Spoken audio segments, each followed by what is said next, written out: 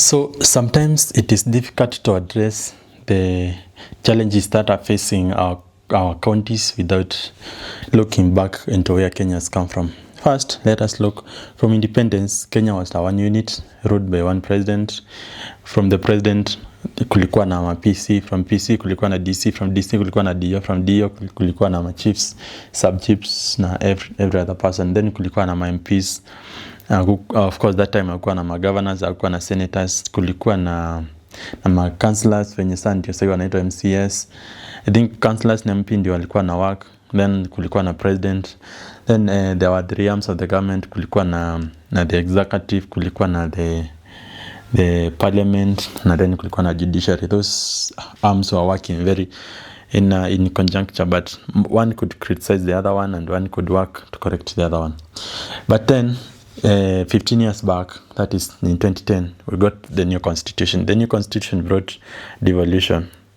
Devolution, what I think in the eyes of those who are writing the constitution of Kenya, was to make Kenya was to make the leadership more reaching to the people. That is, instead of Kenya kuruliwa na the president, na the other people when yana rule, they are from the office of the president. Because ukiangalia hata kwa chief hiyo bana ya chief ama billboard ya chief na kwa imeandikwa the office of the president. So chief pia works under the office of the president.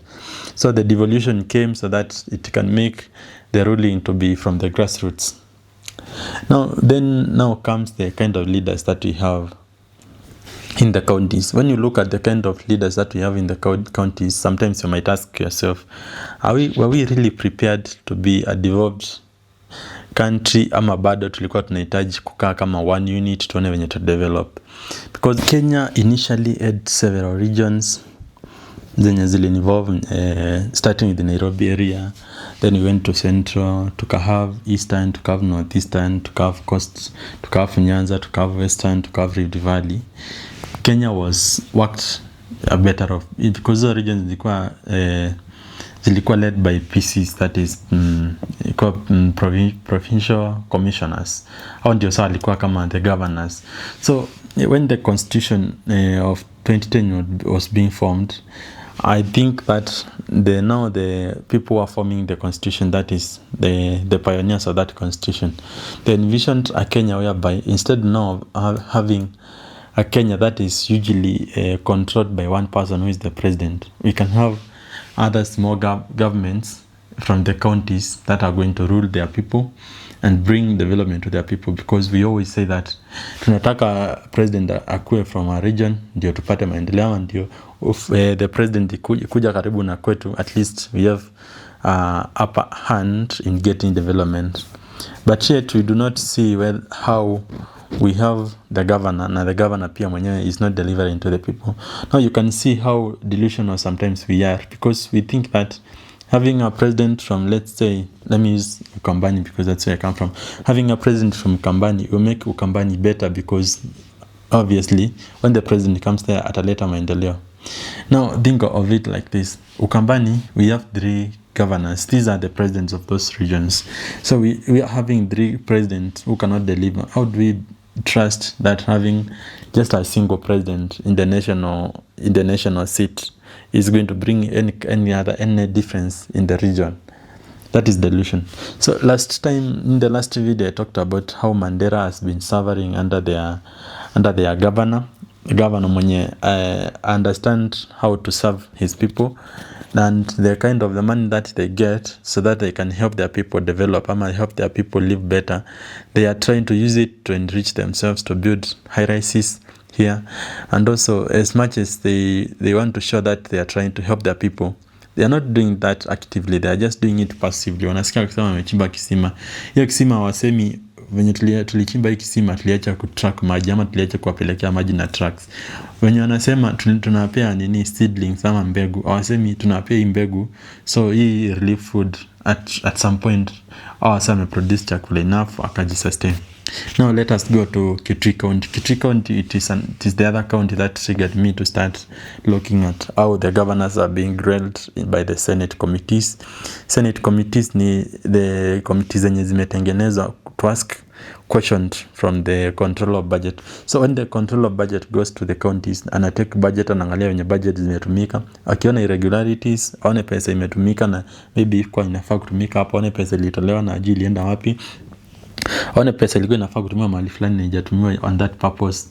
The COB ama control of budget writes down some recommendation to the Senate, and now the Senate calls the governors and start asking them questions so that governors can answer questions. I once in the previous videos talked about how Cecily Barire of Embu used 10 million from the money that was supposed to facilitate the industrial parks to grow, alizitumia kwenda kufacilitate an event yenye ilikuwa inaatendiwa na Deputy President Kindiki, ndio aseme alikuwa na facilitate Wasawanduthi. Though Wasawanduthi walikataa kasema haiko happen. At the same time, I talked about the Mandera governor mwenye alitumia like more than 55 million kufacilitate seedling planting, akapeleka seedlings, na yet akiulizwa, since Mandera is a place whereby there is no enough rains, how are these seedlings are going to survive, ama how are they going to be supported in a dry area? Akasema zilikuwa seedlings, zilikuwa seeds, maybe alikuwa anapea wase wenye analimanga along the rivers ndio waweze kulima, juu floods ikikuja inabeba maji, drought ikikuja hizo seeds zinakauka, na so giving them seedlings a way of alleviating those costs. At some point you can understand, but the way now he is putting it, it's very difficult even to trust what he's saying, whether it's true. Now let us go to Kitui County. Kitui County is a county that has been registered as a drought account yenye imeregistariwa kuwa in a very high chances of getting drought in the cycle of 1 year, because obviously in Kitui ama in Lower Eastern we get a long rain inakuwa ya December, that is from October to December, then short rains inakuwa ya April, inakuwa tu ni March, April na May, of which zinakuwa short rains which people there do not expect to get a lot of food. So a lot of food huwa na harvest na hii mvua ya December. So ndio maana Kitui ikaekwa in a dry prone area where the people will need assistance from the county government and the national government, and where the people should always be prepared for this kind of droughts, because this account that is understood that every time kunakuwa tuna hizo challenges, kunakuwa na challenges za kupata enough rains, so water pia for drinking is still expensive, na also food for the people and their animals still inakuwa rare. So sometimes you have to put measures to make it easier for the people to survive when the drought comes. Now comes the county government of Kitui, which seems to be blended by the lack of questioning, because I don't think whether Kitui County na recently before Gachagua questioned about Northeastern, hizo counties zenye ziko far away from Nairobi, obviously the counties zenye ziko karibu na Nairobi, they are highly questioned because wase wa Nairobi they are active and asking questions almost every time, and that's why we cannot have a permanent governor in Nairobi, because the people here are asking questions. But no, those counties that are far away from Nairobi, ukiangalia place kama Mombasa, ukiangalia kama na huko Pwani, ukiangalia na huko these times za Kisumu, za Kisumu, those are counties that are not asked a lot now, apart from recently when now people started asking questions all over.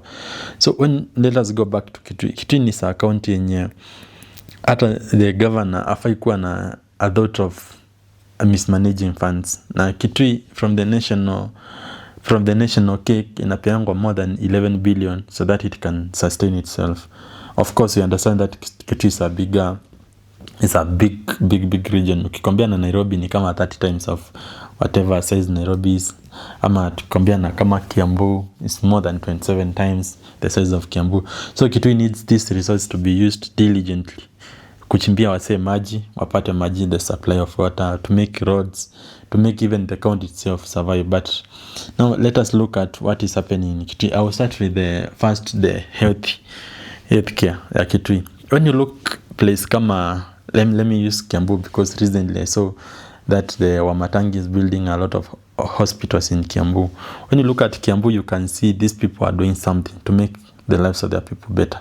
They are building new hospitals, they are equipping the hospitals that are there so that their people can get healthcare. But now go back to Kitui. Even the hospital that has been there, the Kitui Referral Hospital, that hospital has not been equipped. I was reading the report that was given by the governor akisema even the oxygen tanks, they do not have oxygen because kuna cases ziko kwa koti, sijui anataka kuzitoa apeleka wapi.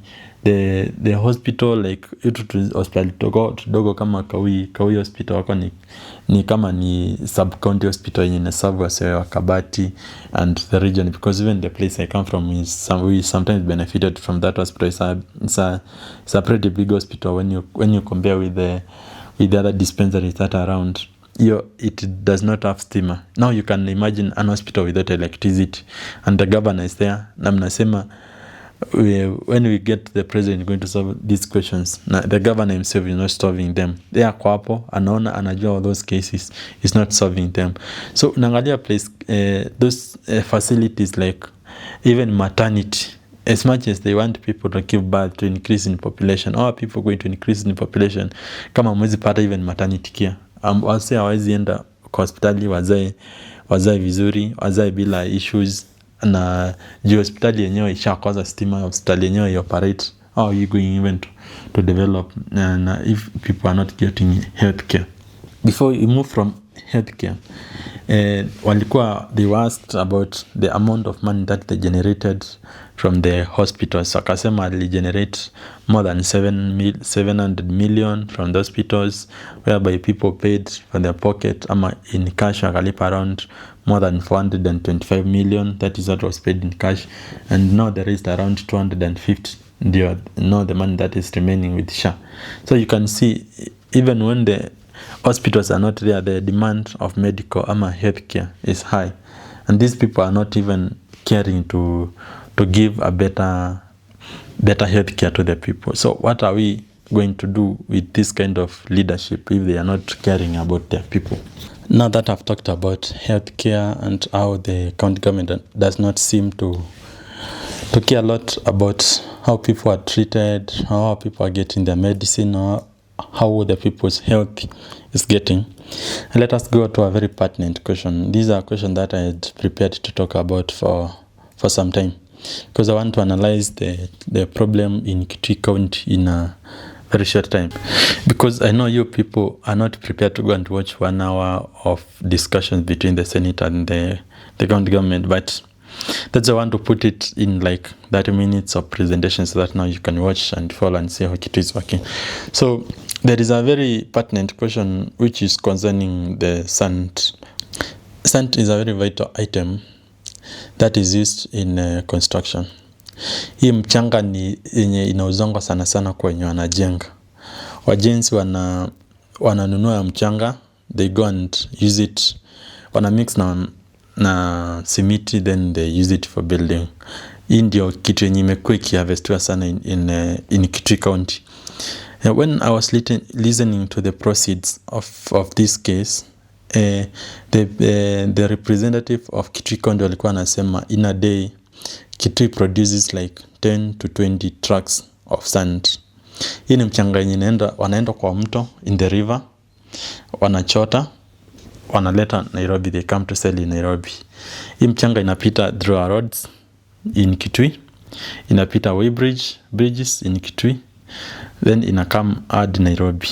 When it comes from Kitui, inachotwa huko na pesa kidogo sana, then inaleta hapa Nairobi, inauza kama gold, because mchanga is very expensive in Nairobi compared to Kitui. So when you look at that process, hii ni kama exploitation. Let me explain how when I'm looking at how Kitui works, how it is. Let me explain how important mchanga is to the people of Kitui. First, sisi wase wako home atukatazi kuchota mchanga kujenga, because that is a very small scale way of harvesting sand, so it cannot affect the rivers at all. But when we bring trucks, unasema you're taking away like 10 to 20 trucks a day. That means you just give Kitui a very short time, and all the rivers in Kitui are going to be devoid of sand. Hakuna mto yenye Kitui itakuwa na mchanga yoyote. What does that mean? Mto ni place where the water flows through. Let us from the sources of water inateremka hivi inaenda the ocean. So in the river we have the sand. The sand is the ndio inatumika kusilt hiyo maji, na mostly hiyo maji when imeacha kuflow, badala ikauke kabisa ndio tuanze kuchimba boreholes, hiyo maji inaholdiwa na sand, inaholdiwa tu hapo tu chini ya sand, so that when people need the water they just going to make a temporary well and they get water. Hiyo ni kama tu maji imereserviwa hapo. So at the moment hiyo sand imekuja ikachota yote na hiyo place ikaacha ikiwa bare, mtalazimika kwenda kuchimba boreholes either kwa mto ama mwanze kutafuta mahali pengine mtaenda kuchimba boreholes, because hakuna venye mtaenda kuchimba kwa bare land ndio mtoe maji. You have to find other ways of getting water. Sijui kama mnaona hiyo sense. So when you are selling sand to the people in Nairobi to build buildings, you are not different from wase wa Mandera wenye wanatoa pesa from wase wa Mandera wanaenda wanakuja kujenga high rise in Nairobi. Ni the same thing that just translates to the same thing. You're just taking what is worthy the people of that place and taking it away from them and benefiting people of Nairobi. Now, what's off sand? Now let us assume that hakuna vile tunaweza maliza sand ya Kitui, and now inakuwa let us make it ni kama ndio cash crop yetu, because when you look at other regions like ukienda Rift Valley wakona mahindi, wanalima mahindi wanauzia watu wa Nairobi wanakula. Ukienda kama Western nao ndio wase wana produce miwa, tunauziwa sukari hapa Nairobi. Ukienda place kama Kisumu ndio wase wanateka samaki, ndio wanapanda pia some kind of rice huko Kano, wanauzia watu wa Nairobi tunakula. Ukikuja Central wako na mchele Mwea, wako na majani, wako na coffee, wako na maziwa, they sell to the people of Nairobi, they get cash crop. Now changarawe the sand, hii ni kama ndio cash crop yetu. But now instead of letting the people of Kitui fetch hii mchanga wakuja hii mchanga inaendewa na cartel. Now these are the people, very few people wenye wako na muscles, wenye wanachota hii mchanga either illegally ama by whatever means they are using, because they are still going through the government checks na inaweza kupita inakuja hadi Nairobi without even involving the locals. Locals ana-involve, they are very few people. The boys wenye wanatumika tu kwenda kujaza hiyo lori na hiyo lori inatoka hapo, na maybe unajaza unapewa 100. What kind of money is that? Instead of now making it cash crop whereby the people of Kitui wana sell mchanga, which is from my explanation, which is not a very good idea. But what if you make it in a way that these people can benefit from proceeds of this trade, instead of just taking it away from them? No, they are the one who is selling it, because even the consequences come and they look back and see sisi ndio tumeuza hii mchanga, watakuwa na a lot of complaints to the government, ndio atakuwa anajiuliza tulifanya hivyo kwa nini? Because looking back, when we were growing kulikuwa na a lot of charcoal burning in Kitui, na maybe that affected a lot forest coverage, na pia ikaleta droughts, a lot of droughts there. So when your sand harvesting ikiendelea for some time ama ikiendelea for long, I know the same fate is going to come upon the people of Kitui. Hawatakuwa na a way of getting water. They will not have even a way of surviving those long droughts, because the water is not there. Or if it is there, mtaenda kuichota mahali saa kumebaki tu na kamchanga kidogo, because our trucks hajaweza kufika hapo. So how can our county government now control that? Because this is a menace, and that when you look at how they are trying to control it, they are not even making any efforts. Anasema they made policies whereby the locals wanaweza chota hiyo mchanga in aggregated places, whereby no hizo lorries da kuja kuchota hapo, but no, those lorries don't do that. Hizo ni story tu za governor anajaribu kujitetea, because jiona mali wana aggregate ni mchanga. Hapa ni lorries zinakuja kwa mto direct with those cartels, wanakuja wanachota mchanga, no questions asked. At least in the leadership before hii ya Kaluki alikuwa anashika hizo trucks most of the times zinawekwa kwa sell ama zingine zinachoma pamoja na za makaa. Unapata it is very impossible, ama hata ukikuja na truck zako mbili unaogopa zinaweza shikwa. So even if you come, hakuna venye utachora tu mchanga venye unataka. But when now the government of Malombe came in, it opened the rivers to those people, and they are fetching ama they are harvesting a lot of sand without even considering what will happen in the future. I hope at some point these policies are going to be revised, or they control the harvesting of the sand, because if it continues, the people of Kitui are going to be in trouble. So those are some of the cases. I was when I was listening to that proceed, nilikuwa natafuta case to hear where, because when nilikuwa nataka kusikia where they are stealing 18.1 million monthly, because I was directed here by a comment from one of the people who watched my previous video, said that I talk about how Kitui is losing 11.1 million monthly from the county. But no, I did not hear that. But now I came to realize that through now the proceeds of the sand harvesting, ukichota sand na huko mwingi, huko tia, according now to the whole process, you are forced to pay a license, you are forced to cut a receipt of 6,000. Unalipa wewe kama msa truck unalipa 6,000, then unaandikiwa receipt ya 1,000. Hiyo receipt ndio utakuja umebeba upeane pale kwa Weighbridge, pale Kanyonyo kwa Weighbridge. When you give that receipt there, you are allowed now to pass upeleke mchanga yako hadi Nairobi. So maybe that's where the money is getting lost, because if that whole amount is not lost, the 5,000 is not lost in the process, you find that each month kuna around 2 million yenye kwa hapo, but at the end of the year wana register around 12 million. So at the end of the year wange register tuseme around 24 million, but you see they are losing almost 50% of the whole deal just through corruption and irresponsible control of sand harvesting. So I hope our people of Kitui are going to look into those vestiges. Sana mwangalie healthcare improve, pia mwangalie hiyo mchanga kuchota si vizuri.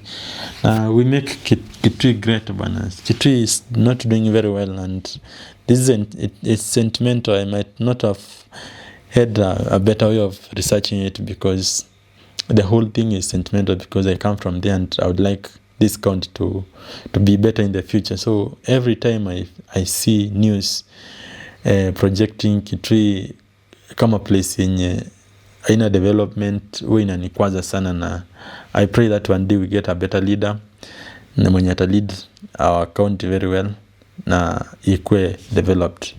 Na I want to project this message to everyone in Kenya. Our counties are like the national government. Our governors are like the president. So if you cannot hold your governor accountable, na governor aweze kudeliver their manifesto na they make the county great, I don't see any chance where when you get a president from your region is going to change in any way. I don't see any chance of change in your region. So you better start holding your governor accountable, holding your MCAs accountable, because MCAs, they are the MPs of the county. So kama you cannot hold the MCAs accountable, even the MPs hamtawezana. So let us try as much as we can, tuanze kutetea kaunti zetu, ndio kaunti zetu zikisha develop hata tutakuwa na haja hata kuangalia venye president anafanya, because if the counties are doing well, MPs watakuwa na ile haya, they will be ashamed of themselves. They will be forced to hold the president in account, into akuwe accountable, wamuulize maswali zenye necessary, na president atakuwa na ile uwezo wa control Kenya penye wanawezanga kufanya sahihi. Ukiingia Nairobi kwa State House, unakuwa tu region yako ndio ina develop. No, the whole country will develop. We will achieve the essence of devolution, because the essence of devolution was to bring development to the local sphere when development iko inakuja. So if we do not hold that we do not hold our counties ama county leadership to account, itakuwa ngumu sana kupata development in the local areas.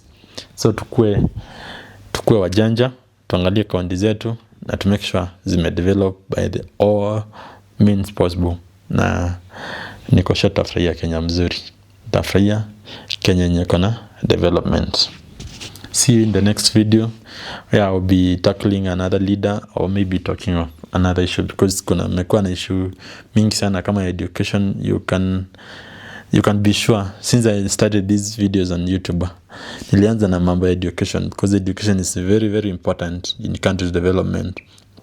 So when I see education also falling, it also touches me in very big ways, and I hope that we are going to tackle issues one by one, and by the end of it, to understand how our country deserves to develop and how we can be responsible for the development of our country. Na tujue ni sisi tu tunaweza hold our leaders accountable. We will not expect MPs to hold anyone accountable. I don't expect MCs to hold anyone accountable. But as the citizens, ni sisi tu wenyewe tunaweza hold everyone accountable, na tuone inji imeendelea vizuri. So mkuwe na wakati mwema na tupiganie inji mzuri.